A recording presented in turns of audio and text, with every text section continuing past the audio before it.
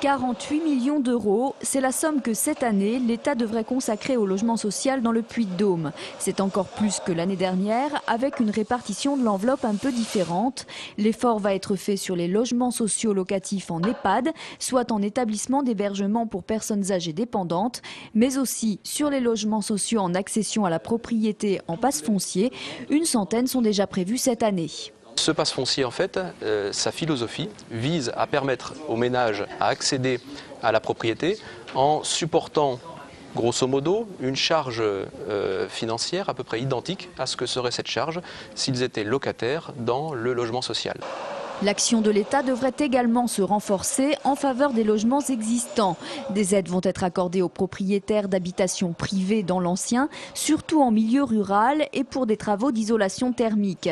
Autre dossier financé, la rénovation urbaine. Là aussi, l'État va continuer son action.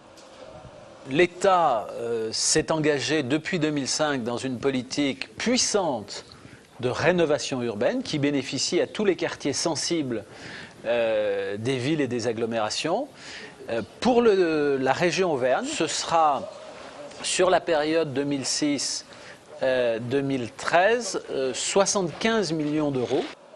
Thiers est une des villes qui a déjà bénéficié de cette enveloppe pour la rénovation de son centre-ville. Et ce matin, le préfet a signé l'attribution de subventions pour le projet de rénovation de la Gautière.